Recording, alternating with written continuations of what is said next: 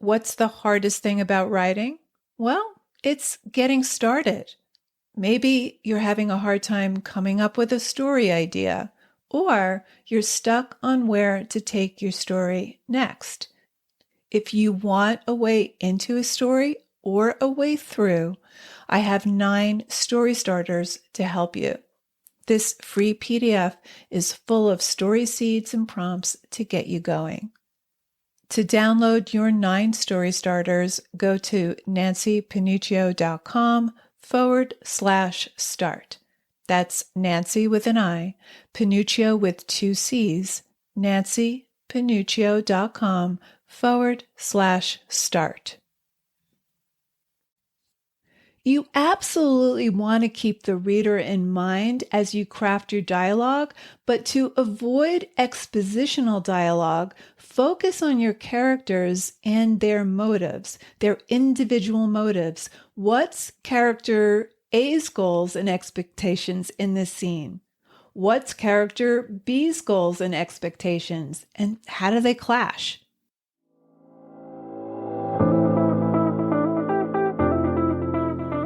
Writer Unleashed is for you, a writer who has a story you want to bring onto the page and into the hearts and minds of readers. I'm Nancy Panuccio, writer, editor, and writing coach. And each week, we'll explore techniques, mindsets, and inspiration for writing stories readers can't put down. Thanks for spending some time with me today. Now let's begin.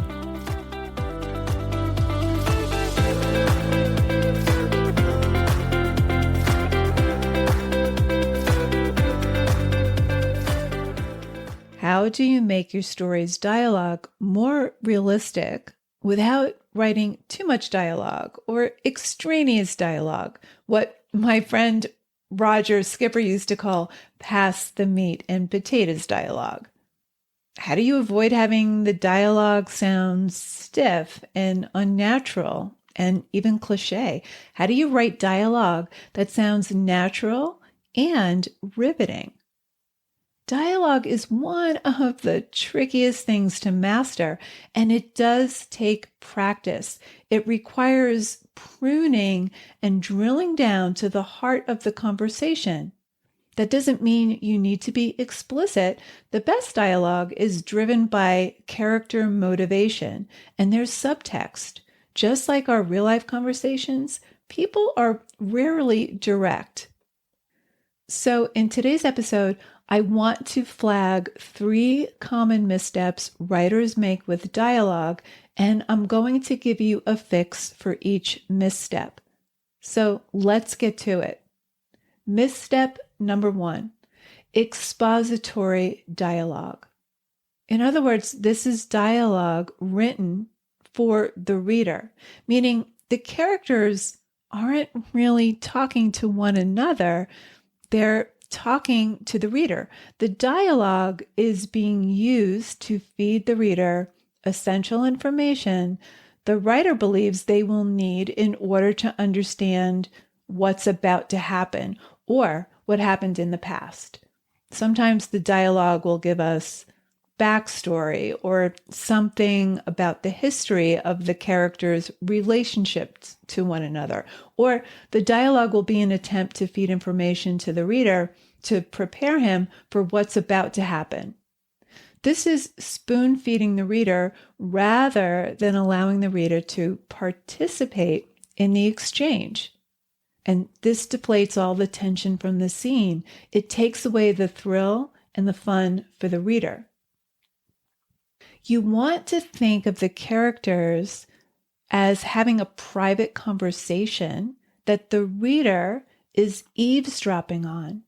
A private conversation that the reader is eavesdropping on. You want to avoid dialogue that's crafted solely for the reader. Don't think of giving them information to understand the story. Rather, give the reader enough information to anticipate what will follow.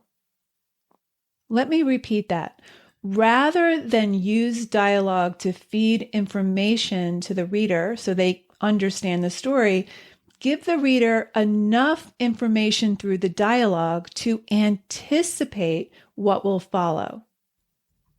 The dialogue needs to be crafted intentionally so that the reader forgets that they're reading and feels like they're eavesdropping on a private encounter. For example, in episode 112, we broke down a scene from Emily Robitaille's short story, A Portrait of Wildness. The two main characters are college student Ness and her godfather, August. The story's main action takes place at a dinner party at August's ex-lover Laura's house. And while they're waiting on the doorstep of Laura's house, we get a brief dialogue exchange between Ness and August. Now, here's an example of what not to do. "How do you know her?" Ness asked. "Well, we used to be boyfriend and girlfriend many years ago when she was an artist and before she got married. We've remained friends. Now she owns a gallery downtown." Now, this sounds solely directed to the reader. It's just giving us information. And the reason this doesn't work is that it's giving away too much too soon. I would rather see tensions escalate between August and Laura as the scene continues. Now, I go into this story in more depth in episode 112, and I will link you up in the show notes.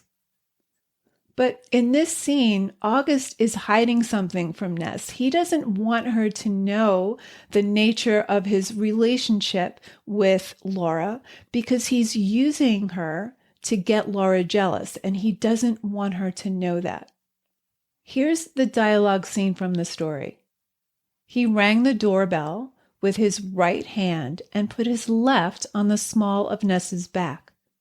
"You should know that she's extremely jealous," he said. "How do you know her?" asked Ness.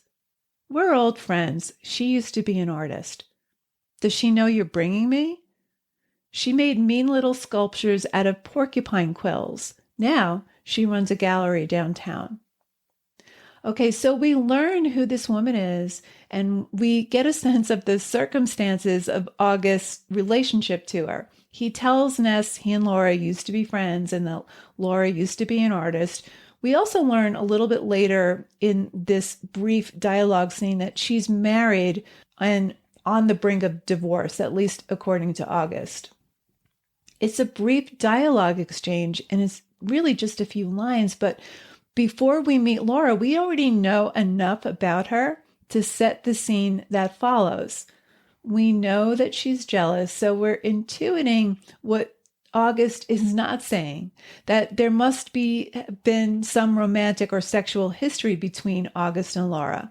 We also intuit that there's some friction between August and Laura. When Ness asks her godfather if she knows that she's coming to this dinner party, he answers with a non-answer. She made mean little sculptures out of porcupine quills. So that friction does indeed escalate as the story progresses. So any information you feed into your dialogue should be intentional. You don't want to give the story away or deflate the tension or use the dialogue to explain the story or explain the plot. Don't use the dialogue to do the heavy lifting. You want to think of the reader as a tertiary audience. You want to craft the dialogue for your characters and allow the readers to eavesdrop. This way, they can fill in what's not spoken. Part of the thrill of reading is intuiting what's not said. You absolutely want to keep the reader in mind as you craft your dialogue, but to avoid expositional dialogue, focus on your characters and their motives, their individual motives. What's character A's goals and expectations in this scene? What's character B's goals and expectations? And how do they clash? Sometimes it's helpful to think of what characters don't want to say to one another and then get at it aslant. Okay, on to misstep number 2, extraneous dialogue. This is the pass the meat and potatoes kind of dialogue. And this often happens from a genuine attempt to make the dialogue sound real and believable. Now, even when there's a clear conflict between characters, there can still be a lot of extraneous dialogue that's not very interesting. So, although you want your dialogue to sound natural and real, that doesn't mean that it's the same as real life dialogue. So, banish this thought that in order to sound natural, it needs to be a transcript of what a conversation might sound like in real life. Story dialogue is compressed and it's shaped to the needs of your story and your characters vis-a-vis the outcome each character wants to get from the scene. You want to get to the heart of the conversation and don't be afraid to summarize all the preliminary conversations around it. This will help you avoid 3 to 5 pages of dialogue that bloats many stories and slows it down. So the dialogue should be more compressed than real life dialogue. And don't forget to weave in gestures and body language, all that unspoken dialogue. Dialogue is not just what people say. Body language, mannerisms, actions, that's all nonverbal communication. In fact, we trust nonverbal communication more than spoken communication. We're always looking for how the spoken dialogue dovetails with the non-spoken. And when there's a contradiction between spoken and non-spoken, we trust the non-spoken more. But here's the thing. You want narrative speed with dialogue. Dialogue is action. So you want to avoid bogging it down with everything the characters say. Keep it tight. You don't need to write out every piece of dialogue that someone would say. Some dialogue can be summarized. Here's a great example from Jeanette Wall's memoir, The Glass Castle. Now, this happens early in the book. To set this dialogue between mother and daughter, the memoir starts with the narrator sitting in a taxi on her way to a party and seeing her mother rooting happily through a dumpster, picking up trash. So we learn that her mother's homeless. Now, she hasn't seen her mother in months, and when her mother looks up, she panics that she'll see her and call out her name, and that someone on the way to the same party will spot them together, and her secret will be out. So she slides down in her seat and asks the driver to turn around and take her home. So we come to understand how seeing her homeless mother rattles her to the point that she needs to go home, put on some Vivaldi, and settle down. Now, she hates herself for ducking down in the taxi so that her mom doesn't see her. And she feels ashamed of the antiques in her house and her clothes in her apartment. So she calls a friend of her mother's and leaves a message. It's her only way of staying in touch with her mom, who, of course, is homeless. Now, we don't get the phone message conversation with the friend, just the fact that she left it and why. This is crucial because we need to understand how it is she comes to talk to her mother in the scene that follows. And here's where we get a summary of her exchange with her mom rather than the whole conversation. It always took Mom a few days to get back to me, but when I heard from her, she sounded, as always, cheerful and casual, as though we'd had lunch the day before. I told her I wanted to see her and suggested she drop by the apartment, but she wanted to go to a restaurant. She loved eating out, so we agreed to meet for lunch at her favorite Chinese restaurant.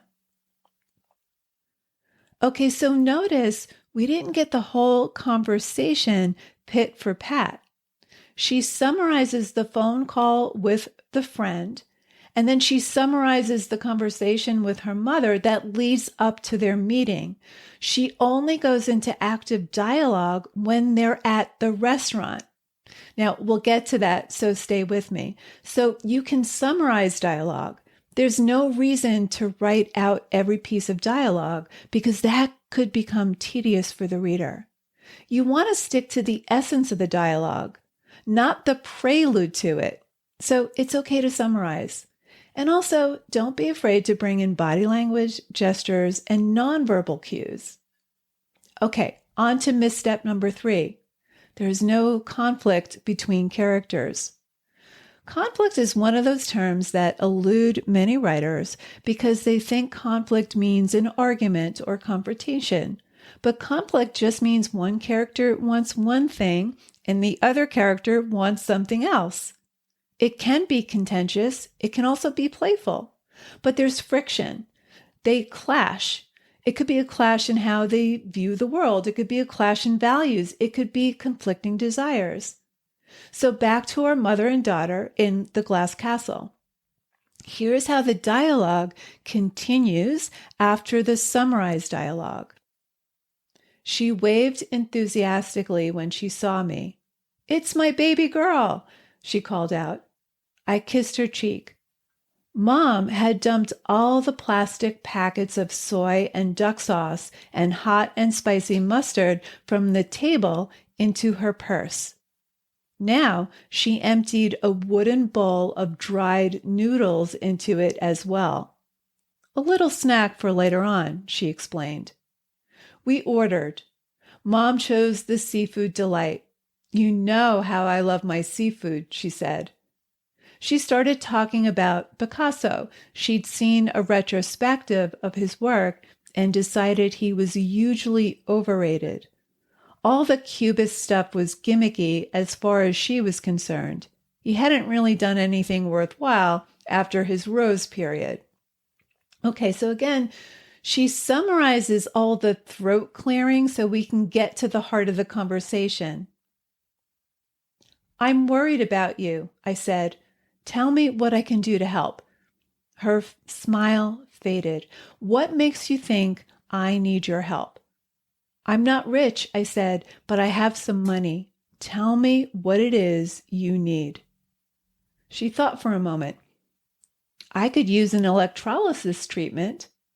"Be serious." "I am serious. If a woman looks good, she feels good." "Come on, Mom."